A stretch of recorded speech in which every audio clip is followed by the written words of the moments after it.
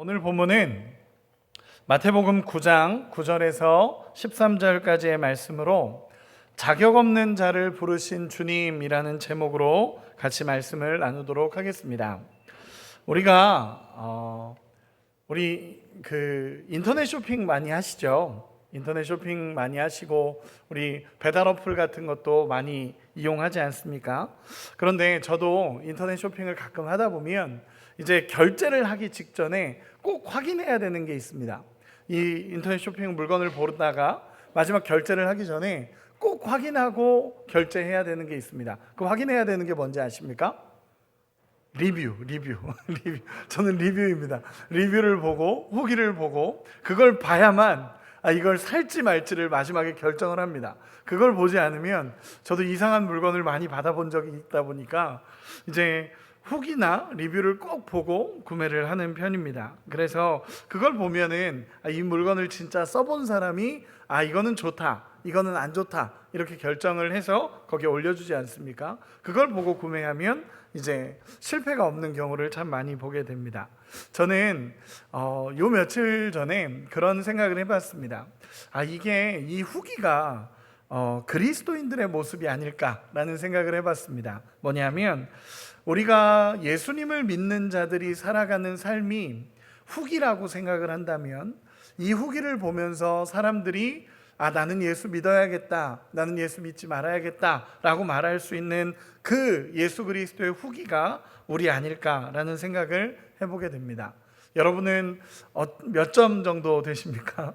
몇 점 정도 되실 것 같습니까? 우리의 삶을 보면서 예수님을 믿어야겠다라는 생각이 드실 것 같으십니까? 우리 옆 사람 한 번만 쳐다봐 주시면서 당신을 보니, 인사합시다. 당신을 보니 예수님을 더 잘 믿고 싶습니다. 그런 은혜가 있기를 소망합니다. 여러분, 예수 믿으면 변화가 됩니다. 당연한 결과입니다. 내 인생을 바꿔주신 분을 만났고 죄로 죽을 수밖에 없는 노예 인생을 구원받은 자녀로 살게 해주신 은혜가 있는데 어떻게 우리의 인생이 변화되지 않겠습니까? 제가 어떤 책을 읽다가 그 책에서 이런 이야기를 한 적이 있습니다. 안악산 호랑이라고 불렸던 깡패 김익두 목사님 아시죠? 안악산 호랑이라고 불렸다 그러더라고요. 그 깡패 김익두 목사님이 예수님을 믿고 영접하고 나서 구원을 받은 다음에 사람들한테 부고장을 돌렸다고 합니다. 부고장을 돌리면서 웬 부고장이냐 그랬더니 옛 김익두는 죽었다, 예전에 나는 죽었다, 이제 나는 새로운 사람이다 라고 선언하면서 살았다라고 합니다. 저는 그 모습을 이렇게 읽는데 예수 믿는 사람이 이 정도 돼야 되지 않을까라는 생각을 해봤습니다. 옛 자는 죽었다라는 선언을 한 겁니다. 난 깡패 김익두는 이제 없다, 깡패 김익두는 없다, 나는 내 인생은 예수님으로 살아간다 라고 고백하는 그 사람의 모습을 보며 예수 믿는 사람이 이 정도 돼야 되지 않을까라는 생각을 해본 적이 있습니다. 저는 요 며칠 동안 제 마음에 계속 남는 한 가지 단어가 있었습니다. 그 단어가 뭐냐면 증인이라는 단어였습니다. 증인. 예수의 증인이라는 단어였습니다.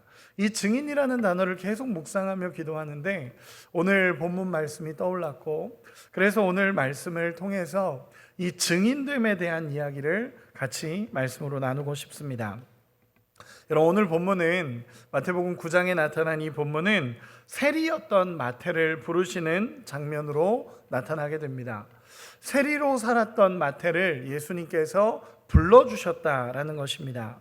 예수님께서 이적을 일으키시고 복음을 전하실 때 수많은 무리들이 예수님을 따랐습니다. 그 중에 많은 사람들은요, 예수님을 직접 찾아와서 나 예수님의 제자로 살고 싶습니다 라고 말하는 사람들도 있었는데 예수님이 거절하셨습니다. 예수님이 많은 분들을 거절했고 또 아무나 선택하시지도 않았습니다. 예수님이 정말 따라다니는 수많은 사람들 중에서도 예수님 따르고 싶습니다, 나도 베드로 요한 같은 제자가 되고 싶습니다 라고 얘기해도 예수님은 안 받아주셨습니다. 그리고 쉽게 얘기해서 아무나 예수님이 선택하지도 않으셨습니다. 그런데 오늘 본문에 보면 세리였던 마태를 선택하시는 장면이 나타납니다. 그 예수님께서 깐깐하게 아무도 받지도 않고 선택하지도 않으셨었는데 그러던 어느 날 세리였던 마태를 예수님께서 선택하셔서 제자로 부르셨다라는 것입니다. 여러분, 우리는 세리 마태 이런 이야기 많이 듣다 보니까 세리가 어떤 포지션인지 잘 모르는데, 이 세리라는 사람들은요, 로마 통치하는 로마 제국이 이스라엘 백성을 대상으로 설치했던 세무서의 담당자였습니다. 그러니까 쉽게 얘기해서 유대인들에게 세금을 걷어서 로마에게 바치는 역할을 했던 사람이 세리입니다. 그들은요, 당시 로마에 일정 세금이 있는데 그 세금보다 더 높게 걷어서 자기 민족에게는 세금을 높게 걷고, 그러면서 자신의 부를 축적했던 사람들입니다. 그리고 당시 로마와 헤롯의 앞잡이 역할을 했던 사람들이다라고 기록을 해놨고, 또 어떤 기록에 보면 헤롯 대왕의 비자금 창고 같은 역할을 했던 사람들도 세리다라고 이야기를 합니다. 즉, 이 세리라는 사람들은요, 유대인들이 보기엔 정말 나쁜 사람들입니다. 유대인들이 봤을 때 그냥 나쁜 사람이 아니라 진짜 나쁜 사람. 그래서 어떤 표현을 쓰냐면, 이 세리들은 죄인들, 창기들, 이방인과 같은 부류다라고 얘기를 했고, 매국노로 취급을 받았으며, 유대 전통법에 의하면 회당에도 못 들어오게 했고, 증인으로도 서지 못했던 사람들이 세리입니다. 여러분, 어느 정도인지 상상이 가십니까? 이 세리는요, 지나가다 세리를 만나면 저 나쁜 놈이라고 말하는 사람들입니다. 저 매국노, 저 나쁜 놈들, 결국 저 사람들은 저렇게 하다가 다 지옥 갈 거야 라고 하면서 저주했던 사람들이 세리들입니다. 그런데 예수님께서 갑자기 세리였던 마태를 예수님의 제자로 부르신 겁니다. 여러분, 이해가 되십니까? 그렇게 비난받고 그렇게 욕먹던 그 세리가 이 마태였습니다. 근데 마태라는 이 세리를 예수님께서 부르신 것입니다. 마태복음 4장에 보면요, 베드로와 안드레를 예수님께서 부르십니다. 그들은 어부였죠. 베드로와 안드레는 어부였습니다. 그런데 어부를 부르신 것도 이상합니다. 왜냐하면 이 어부라는 직책은 사회적으로 굉장히 낮은 계층이었습니다. 사실 그들을 부르신 것도 이상합니다. 왜냐하면 똑똑한 사람들 많았고, 능력 있는 사람들 많았고, 직분 높은 사람도 많았고, 부자도 많았습니다. 그런데 굳이 베드로와 안드레, 이 어부, 직책이 낮은 사람을 예수님께서 부르신 겁니다. 그것도 이해가 안 되는데, 그래도 최소한 베드로와 안드레는 죄인 취급받진 않았습니다. 죄인은 아니었습니다. 직분이 낮았지만, 천한 직분을 가졌지만, 그러나 천한 직업을 가졌지만, 그 당시에, 그러나 이 사람들이 죄인 취급받지는 않았습니다. 그런데 세리는 죄인 취급을 받았습니다. 세리는 죄인이라고 얘기했고, 세리는 진짜 나쁜 놈들, 야, 우리 민족에게서 저렇게 나쁜 놈들이라고 얘기하면서 이 세리는 비난받았던 사람들입니다.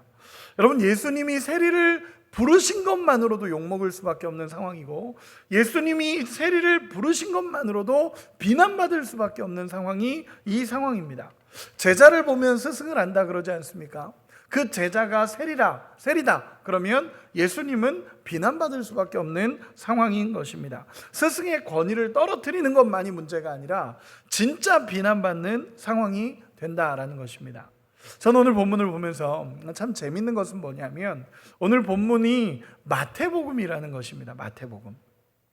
여러분, 마태복음에 이 마태를 부르신 예수님의 이야기가 나옵니다. 그 이야기는 뭐냐면 지금 자기 이야기하고 있는 겁니다. 마태가 이 본문을 기록하면서 자기 이야기를 거기에 쓰고 있는 것이 오늘 본문의 내용입니다. 우리는 간증이라고도 얘기하는데, 이 간증이 지금 마태가 짧은 5구절 정도의 짧은 구절로 예수님이 나 같은 자를 불러주셨습니다 라고 쓴 구절이 오늘 본문에 나타난 마태복음 9장의 내용들입니다. 오늘 본문으로 보면 이런 겁니다. 이 세리였던 마태가 그 세관에 앉아 있는데, 어느 날 예수님께서 이렇게 지나가시다가 이 마태를 보게 됩니다. 우리 9절 같이 한 번만 읽어보겠습니다. 9절입니다. 같이 읽겠습니다. 시작. 예수께서 그곳을 떠나 지나가시다가 마태라 하는 사람이 세관에 앉아 있는 것을 보시고 이르시되 나를 따르라 하시니 일어나 따르니라. 아멘. 구절에 보면 예수님께서 지나가시다가 세관에 앉아있는 마태를 예수님이 보십니다. 이 보셨다라는 단어가 에이도라는 단어를 쓰는데, 이 보시고라는 단어가 굉장히 재밌는 단어입니다. 이 단어가 뭐냐면 단순히 제가 여러분들을 보는 것처럼 그냥 육적으로 내가 이 사람들을 보았습니다, 이분들을 보았습니다 라고 하는 육적인 단어가 아니라, 이 에이도라는 이 단어는 꿰뚫어보다 라는 단어입니다. 꿰뚫어보다. 예수님이 꿰뚫어 보시는 겁니다. 예수님이 예를 들어서 제가 상훈이를 이렇게 봤다라고 얘기했을 때 저 아이의 육적인 모습을 보는 게 아니라 그 심령을 뚫고 보시는 것입니다. 그래서 예수님이 쓰신 단어가 이 에이도라는 단어입니다. 그렇기 때문에 이 단어는 느끼고 감지하다라는 의미까지도 같습니다. 예수님은 마태를 보셨다라고 얘기하는데 그의 마음과 그의 모든 것을 예수님이 보셨다라는 표현입니다. 예수님이 지나가다가 마태를 딱 보는 순간 예수님이 그를 정말 제대로 꿰뚫어 보기 시작하는 것입니다. 그러면 이렇게 한번 물어보고 싶습니다. 예수님이 마태의 어떤 모습을 보셨을까요? 예수님이 보시는 마태는 어떤 사람이었을까요? 예수님은 어떤 모습을 마태에게서 보셨기에 나를 따르라 라고 이야기할까요? 오늘 본문이 이렇습니다. 그리고 나서 예수님이 꿰뚫어 보시고 나서, 예수님이 마태를 꿰뚫어 보시고 나서 나를 따르라 라고 예수님께서 말씀하십니다. 그 제자를 많이 두지 않으셨던 예수님이 세관에 앉아있던 마태를 딱 보시고 나서 마태야 나를 따라오너라 라고 이야기하십니다. 오늘 본문에 보면 마태도 다른 말 기록 하나도 안 돼 있고 예 하고 따라갑니다. 일어나 따르니라 라고 기록이 됩니다. 즉 마태 역시 그 말을 듣고 바로 따라갔다라는 것입니다. 예수님이 말씀하신 나를 따르라 라는 이 원어적인 의미를 보면 쉽게 표현해서 이겁니다. 마태야 나와 함께 가자. 나와 함께 가자. 지금 거기 있지 말고 나와 함께 걸어가자 라는 표현입니다. 즉 이 표현은요, 내가 있는 그 자리에서 일어나서 나와서 나와 함께 걸어가자라고 예수님께서 말씀하신 것입니다. 그런데 이 말씀에 마태는 자기가 세리로서 가지고 있었던 모든 걸 내려놓고 예수님을 따랐다라는 것입니다. 누가복음 같은 본문의 이 누가복음에 보면요, 같은 내용의 누가복음을 보면 이렇게 기록이 됩니다. 다 버려두고 예수를 따르니라.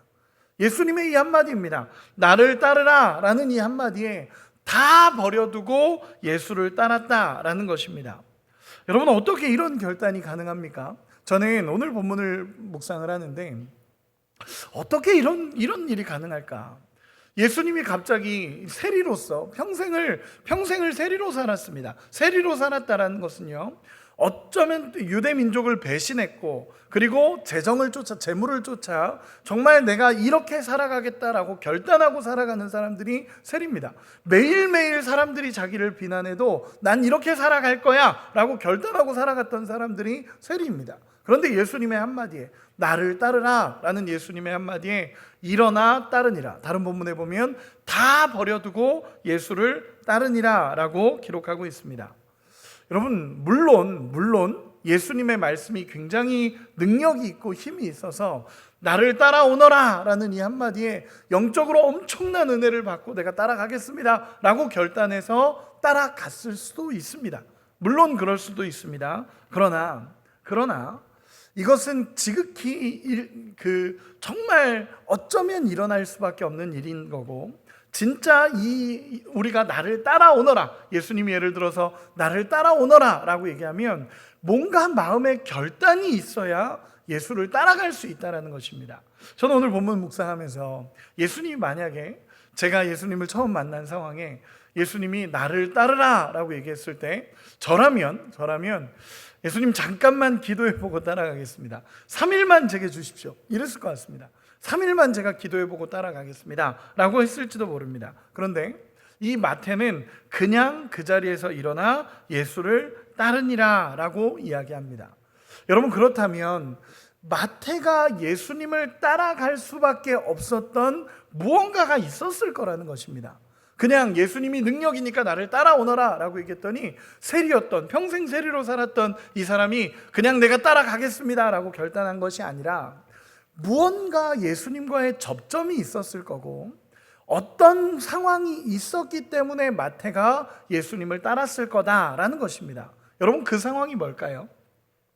예수님이 마태를 지금 오늘 본문에 보면 마태가 예수님을 처음 만나는 장면으로 나옵니다. 그런데 신학자들이 연구하면, 성경을 연구하는 사람들은요, 마태가 예수님을 처음 만난 장면이 아니었을 거다라고 얘기합니다. 물론 예수님이 마태를 처음 만난 장면이었을 수는 있습니다. 그런데 마태는 분명히 예수님의 말씀을 들었을 거다라고 말하는 지점이 있습니다. 그 지점이 어딘지 아십니까? 산상수훈입니다. 산상수훈. 여러분, 마태복음 5장에서 7장까지의 말씀이 산상수훈이 기록이 되어 있습니다. 그런데 많은 학자들이 동일하게 이야기하는 거, 제가 이 관점으로 보다 보니까, 성경을 보다 보니까 주석을 계속 찾아보면 동일하게 이야기하는 한 가지가 있습니다. 그게 뭐냐면 마태가 분명히 예수님이 말씀을 전하시는 그 자리에 있었을 거다라는 것입니다. 왜냐하면 마태복음 5장에서 7장까지의 그 산상수훈의 내용은요, 굉장히 세밀하고 예수님의 말씀을 듣지 않고는 절대로 기록할 수 없는 말씀이 이 마태복음의 내용입니다. 그 마태복음 5장에서 7장까지의 산상수훈을 기록한 마태를 보면서 분명히 말씀을 전하던 그 자리에 마태가 있었을 거다라고 신학자들은 분명히 이야기를 합니다. 아니, 그게 아니라면 이렇게 세세하게 산상수훈을 기록할 수 없었을 거라는 것입니다.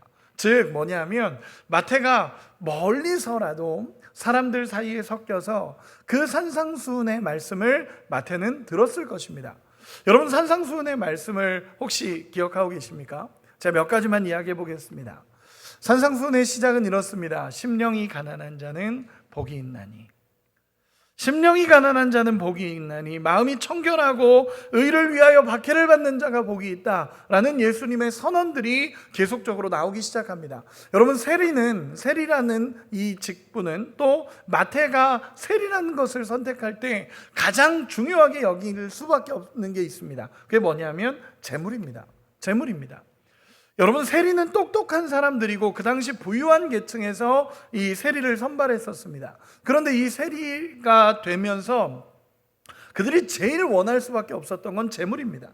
나는 돈을 가지기를 원하고 재물을 가지기 원해서 세리를 선택했던 사람들입니다. 그러면 그들이 가지고 있는 생각은 재물이 복이라고 생각할 거고, 물질이 복이고 재물이 복이고, 이런 게 능력이다라고 생각했던 사람들이 세리입니다. 그런데 마태복음의 산상수훈을 보면요, 예수님이 제일 먼저 얘기하시는 게 이겁니다. 심령이 가난한 자는 복이 있나니. 재물이 복이라고 생각했던 사람에게 예수님이 그거 복 아니라는 겁니다. 진짜 복은 심령이 가난한 게 복이고, 마음이 청결한 게 복이고, 의를 위하여 박해를 받는 게 복이다라고 예수님께서 선언을 하시는 것입니다. 여러분, 마태의 마음이 어땠을까요? 어쩌면 찔림이 있었을 겁니다. 내가 이게 복이라고 생각하고 살았는데 예수님이 말씀하시는 복은 전혀 다른 것입니다. 거기에 이렇게 얘기하십니다. 너희는 세상의 빛과 소금이라고 하시면서 너희의 착한 행실을 보고 하나님 앞에 영광을 올려드려라 라고 예수님께서 말씀하십니다. 이 마태는 착한 행실과는 거리가 먼 사람입니다. 거리가 먼 사람이었고, 예수님의 말씀이 너희는 세상의 빛과 소금이라라고 말씀하시며 너희의 착한 행실을 통하여 하나님께 영광을 돌리라 라고 이야기합니다. 그 말이 어쩌면 마태에게 찔림이 있었을 겁니다. 그리고 예수님이 이렇게 얘기하십니다. 나더러 주여 주여 하는 자마다 천국에 갈 것이 아니요 아버지의 뜻대로 행하는 자라야 천국에 가리라 라는 이 예수님의 말씀이 선언되기 시작합니다. 그때 마태의 마음이 어땠을까요? 나더러 주여 주여 하는 자가 아니라 예수님의 뜻대로, 아버지의 뜻대로 하는 자가 천국에 가는 거구나 라는 것이 그 마태의 마음에 들렸을 것입니다. 이 산상수훈의 현장에 있었을 때 이 마태의 마음에 울림이 있었을 겁니다. 울림이 있었을 거고, 그 말씀을 들으며 내 인생이 어떻게 흘러가는가라는 고민이 있었을 것입니다. 그리고 거기에다가 마태는 가버나움 출신입니다. 이 가버나움 출신이라는 게 왜 중요하냐라고 얘기할 수 있는데, 여러분, 당시에 베드로도 요한도 안드레도 모두 예수님을 따르고 있는 시점이었는데, 그 시점에 예수님의 제자였던 베드로, 요한, 안드레도 가버나움 출신이었습니다. 그러면 가버나움 출신들이, 가버나움 사람들이 큰 동네 사람들도 아니고 어쩌면 알고 지냈던 사람들이었을 수 있습니다. 그런데 그런 소문을 듣지 않았을까요? 업으로 살았던 베드로, 요한, 안드레가 예수님을 만나서 예수님을 따르고 변화가 되고 있다. 그리고 예수님의 소문이 그 당시 엄청나게 무브먼트처럼 퍼져나가기 시작했습니다. 이 마태도 분명히 그 소문을 들었을 거고 분명히 그 이야기를 마태도 들었을 것입니다. 그리고 어쩌면 돌아와 자신을 돌아보고 있었을지 모릅니다. 여러분, 마태가 나를 따르라 라는 예수님의 음성에 반응할 수 있었던 이유는 무언가 마태의 마음에 고민이 생기는 지점이 생긴 거고, 무언가 마태의 마음에 하나님의 마음이 들어오기 시작한 지점이 있었을 거라는 것입니다. 그 지점이 어디냐? 저는 산상수훈이라고 확신합니다. 이 산상수훈을 통해서 하나님의 말씀이 그에게 들리기 시작하고, 이 산상수훈의 말씀이 들리면서 내가 살았던, 내가 생각했던 복의 개념이 깨져버리고 내가 살아왔던 그 가치와 기준이 깨지기 시작했던 것이 이것입니다. 그런데 어느 날 예수님이 찾아오셔서 마태에게 말씀하시는 것입니다. 여러분, 마태는 분명히 이분이 예수님이라는 것을 알고 있었습니다. 예수님이 오셔서 마태에게 나를 따르라 라고 예수님 말씀하십니다. 그리고 나서 마태는 본문에 보면 일어나 따르니라 라고 기록이 됩니다. 일어나 따르니라 라고 기록이 되는데, 이 일어나 따르니라 라는 이 단어는요, 일어나다 라는 것은 아니스테미라는 단어로 몸을 똑바로 세우다 라는 의미를 갖는 것과 동시에 또 다른 의미가 있습니다. 무엇이냐면 다시 살아나다 라는 의미를 갖습니다. 여러분, 즉 행동적으로는 일어나서 예수님을 따랐지만 영적으로는 다시 살아났다라는 표현입니다. 여러분, 이 표현이기 때문에 이 마태가 결단했다라는 것은요, 마태가 일어나서 따랐다라는 것은요, 그냥 예수님의 말씀을 들고 행동적으로 옮겼다라는 것이 아니라 그 영이 다시 살아났다라는 표현입니다. 그 영이 다시 일어나서 예수님을 따라갔다라는 것은 예수님 안에서 다시 영이 살아나기 시작했다라는 표현입니다. 즉 예수님이 나를 따르라 라고 말씀하셨을 때 이 마태는 다른 본문에 보면 다 버려두고 예수를 따르기 시작했다라는 것이 오늘 본문의 내용입니다. 여러분, 이렇게 예수를 따르고 계십니까? 여러분, 예수님을 사랑하십니까? 예수님을 따라가고 계십니까? 여러분, 예수님의 이 한마디가, 나를 따르라 라는 이 한마디가 이 마태의 인생을 변화시키는 겁니다. 이 마태의 인생을 변화시키고 예수님의 말씀이, 하나님의 마음이 이 마태에게 부어져서 다 버려두고 예수를 쫓으니라 라고 누가복음 본문에는 기록이 됩니다. 제가 지지난주에 주례를 하면서, 결혼식 주례를 했었습니다. 주례를 하면서 저도 이제 들은 거니까, 저도 이제 주례를 이제 세 번째 주례를 하면서 참 재밌더라고요. 주례하는 게 즐겁기도 하고, 이 친구들의 첫 시작을 같이 말씀으로 나눈다는 게 참 즐거웠습니다. 그때 제가 신랑에게 물었습니다. 주례하면서, 신랑, 신부를 사랑하십니까? 예, 사랑합니다 그러더라고요. 굉장히 당당하게 대답을 했습니다. 예, 신부를 사랑합니다 라고 얘기를 해서, 아, 그러십니까? 그러면서 제가 이야기한 건, 그런데 결혼이라는 것은 신부를 사랑하는 것만으로는 안 됩니다 라고 얘기를 했습니다. 왜냐하면 제가 이렇게 얘기하니까 당황스럽죠. 신부를 사랑하는 것만으로는 안 됩니다 라고 얘기했더니 당황합니다. 그래서 제가 뭐라 그랬냐면, 두 가지가 함께 가야 됩니다. 신부를 사랑하는 것과 동시에 오늘 이후로는 세상의 모든 여자를 포기하는 겁니다 라는 이야기를 했습니다. 사랑함과 동시에 포기가 이루어져야 진짜 사랑인 겁니다. 이 여자도 사랑하고 저 여자도 사랑하고 저기 있는 여자도 사랑하고, 이거 사랑 아닙니다. 진짜 사랑은 내가 이 여자를 사랑하겠다라는 것과 동시에 세상의 모든 여자를 포기하겠다라는 결단입니다. 그래서 주례하면서, 당신은 세상의 모든 여자를 포기합니까? 그랬더니 예, 포기합니다. 신앙이 이런 것 같습니다. 신앙이, 마태가 이겁니다. 예수님을 선택하는 순간 자기가 살아왔던 세리의 역할은 포기되는 겁니다. 예수님을 선택하는 순간, 예수님을 나를 따르라 라고 말씀하신 그 예수님을 믿고 따라가는 순간 세상의 모든 것을 내려놓고 예수님과 함께 이 길을 걸어가는 것이 마태의 모습이라는 것입니다.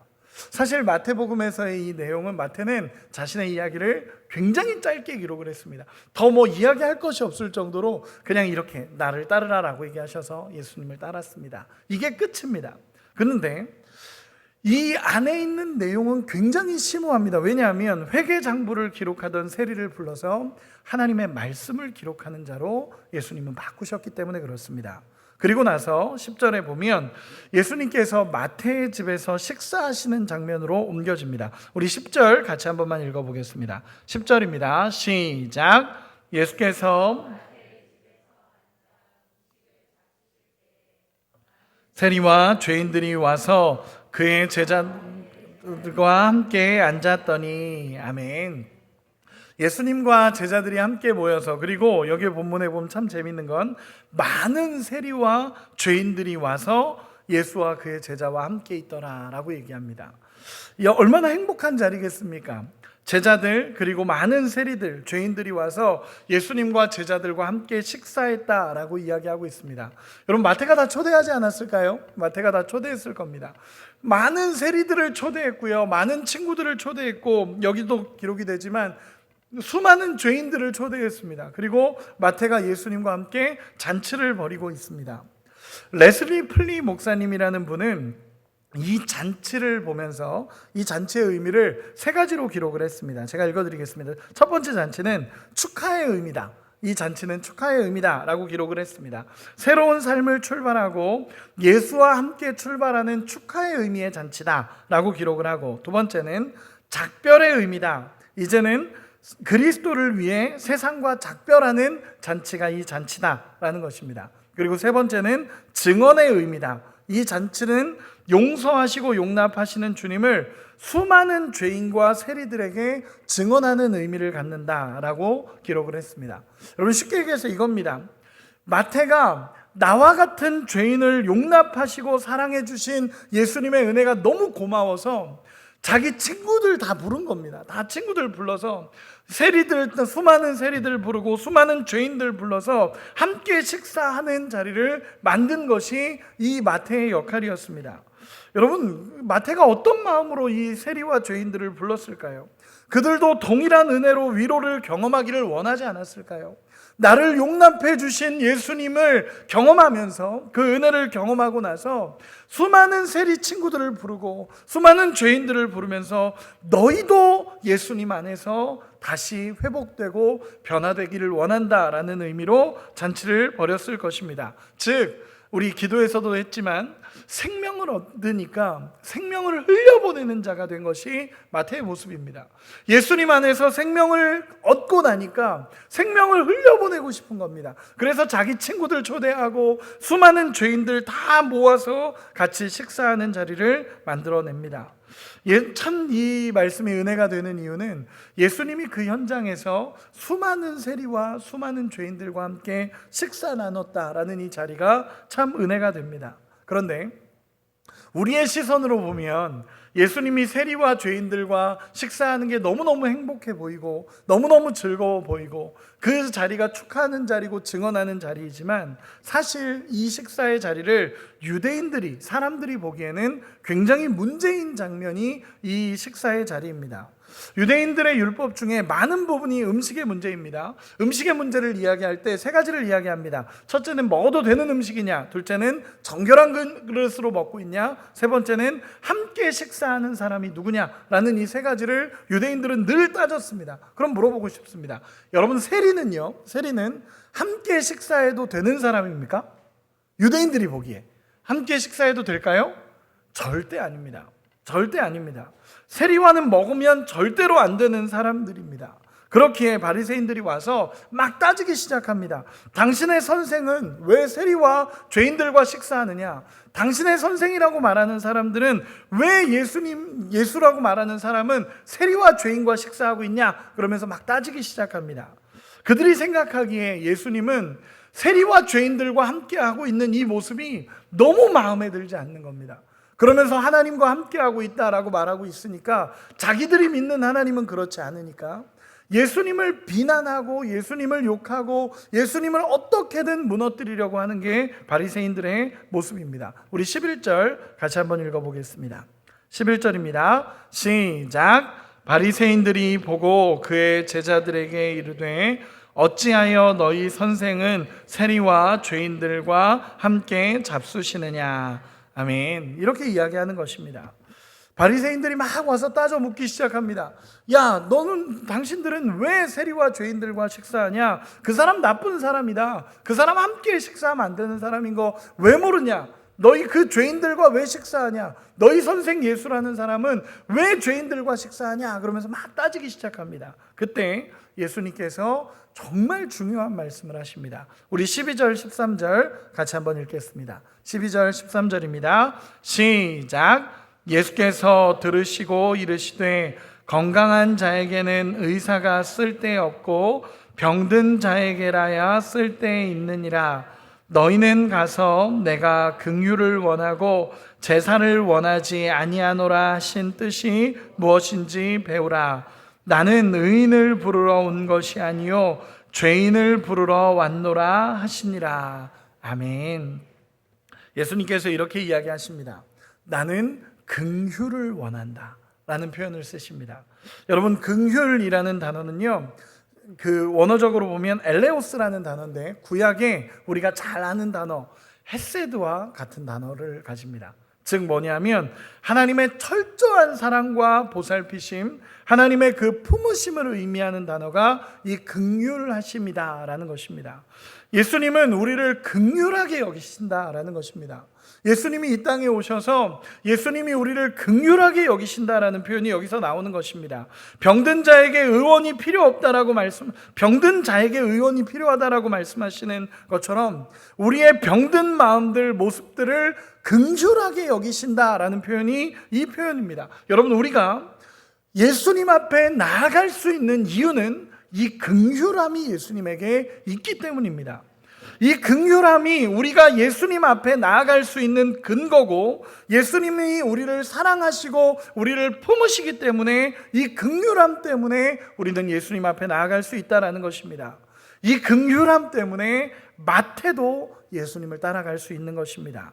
모두가 외면하는 세리입니다. 모두가 죄인이라고 손가락질하고 심지어 회당에도 들어갈 수 없는 죄인이 마태였습니다. 그런데 예수님이 말씀하시는 것은 무엇이냐면 나는 긍휼을 원한다 라는 것입니다.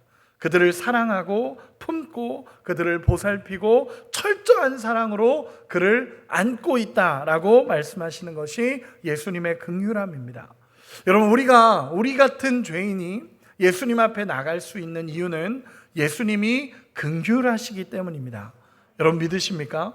예수님의 긍휼함 안으로 들어갈 수 있는 은혜가 있기를 소망합니다. 그리고 예수님이 정말 중요한 말씀을 하십니다. 무엇이냐면 나는 의인을 부르러 온 것이 아니라 죄인을 부르러 왔다라고 예수님께서 말씀하십니다. 여러분, 예수님은 의인이 아니라 죄인을 부르러 오셨다라고 말씀하십니다. 지금 여기서 예수님이 말씀하시는 죄인은 마태와 거기 있던 수많은 세리와 창기들을 이야기합니다. 여러분, 예수님은 의인을 부르러 온 것이 아니라 죄인을 부르러 오셨다라고 말합니다. 여러분, 신학자 교부 어거스틴은요 이렇게 이야기합니다.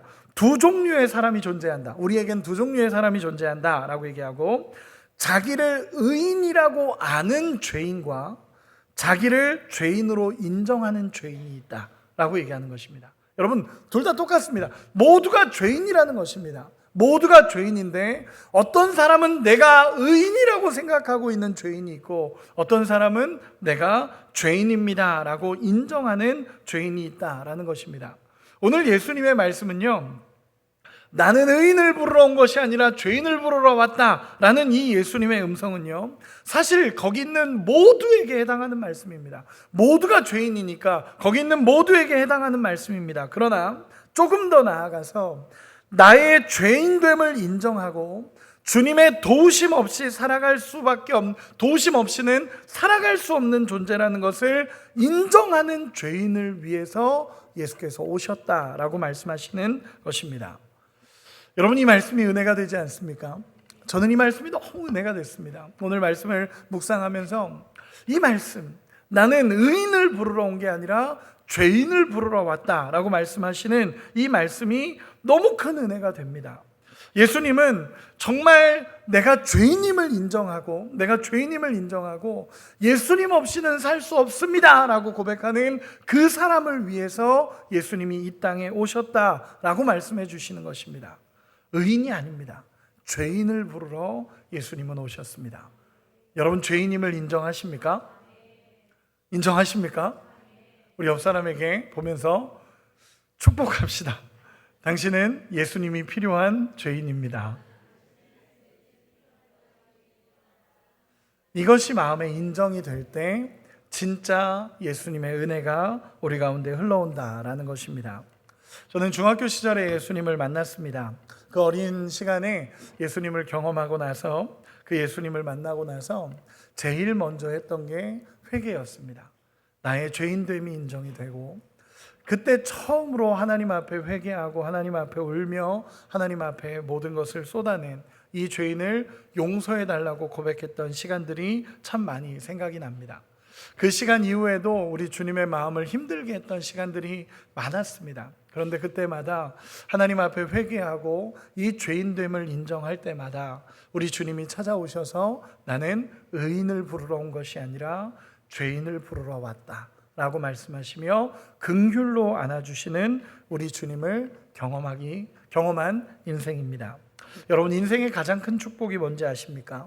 인생의 가장 큰 축복은 내가 예수님을 만나 죄인임을 알고 용서받았다라는 것을 깨닫는 것이 인생의 가장 큰 축복입니다.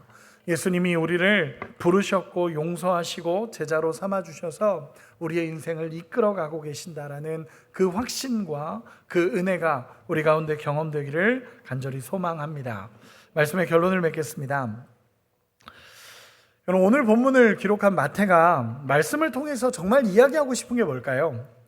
예수님은 이러한 죄인인 나를 위해 이 땅에 오셨다라는 것이고, 이런 죄 가운데 죽을 수밖에 없는 나를 긍휼하게 여기시고 부르셨다라는 것이 오늘 마태복음에서 이야기하고 싶은 마태의 핵심일 것입니다. 여러분, 마태는 로마 황제를 위해서 일했던 세리였습니다. 전에는 가이사, 로마의 황제인 가이사가 그의 주인이었고 늘 로마의 황제의 명령대로 살았던 세리였습니다. 그런데 그 세리였던 마태가 예수님을 만나고 나서 변화되었고 마태복음을 기록하는 하나님의 사람이 되기 시작합니다. 여러분, 이렇게 물어보고 싶습니다. 그럼 마태복음의 주제가 무엇인지 아십니까? 마태복음의 주제가 뭔지 아십니까? 왕으로 오신 예수님입니다. 여러분, 가이사라는 황제를 섬겼던 마태가 변화되어서 왕으로 오신 예수님을 기록하고 우리를 통치하신 예수님으로 기록하며 예수님을 외치는 증인이 되어지기 시작합니다. 세리는 법적인 증인의 효력이 없었지만 변화된 마태는 예수님의 증인으로 살아가기 시작합니다. 여러분, 이것이 진짜 변화된 인생입니다. 예수님의 유명한 선언입니다. 나는 죄인을 부르러 왔다. 의인을 부르러 온 것이 아니라 나는 죄인을 부르러 왔다라고 오늘 예수님이 이야기하십니다. 죄인인 우리를 부르시기 위해서 이 땅에 오셨다라는 것입니다. 여러분, 우리의 인생이 죄인된 인생임을 알고 우리 주님이 필요하다라고 고백하는 우리가 되기를 소망합니다. 그것을 깨달은 마태는 세리의 자리에서 일어나 우리 주님을 따라갑니다. 이 한 걸음이 그의 인생을 바꾸는 것입니다. 여러분, 우리의 죄인됨을 인정하고 우리 주님이 나를 따르라 라고 말씀하실 때 정말 용기 있게 우리 주님의 마음에 고민이 있고 결단이 있지만, 마음에 고민이 있고 두려운 것도 많지만 나를 따르라 라고 말씀하시는 그 예수님의 음성에 나는 긍휼을 원한다, 긍휼을 원하고 의인을 부르러 온 것이 아니라 죄인을 부르러 왔다, 그러니까 나를 따르라 라는 예수님의 음성에 그 한 걸음을 내디딜 수 있는 우리가 되기를 소망합니다. 저는 오늘 본문을 준비하면서 너무 감사했습니다. 구원받을 만한 자격이 없는데 예수님이 나를 긍휼히 여기셔서 불러주셨다는 것이 너무 감사하고, 그래서 말씀을 준비하다가 하나님, 저 같은 인생을 불러주셔서 감사합니다 라는 고백을 하게 됐습니다. 그러면서 지금 말씀을 전하고 있는 이 시간이 하나님 앞에 참 감격이 되고, 옛것을 바라보는 인생이 아니라 우리 주님과 함께 소망을 걸어가고 있다는 것이 참 기쁨이 됩니다. 우리를 죄인에서 건져내셔서 하나님의 자녀로 불러주신 우리 예수님을 바라보는 은혜가 있기를 소망합니다. 오늘도 나를 따르라라고 말씀하실 때 다 버려두고 일어나 예수를 따르니라 라는 것이 우리 생명책에 기록되는 놀라운 역사가 일어나기를 소망합니다. 그래서 예배하는 인생이 되고 우리 주님을 바라보는 우리가 되기를 예수님의 이름으로 축원합니다.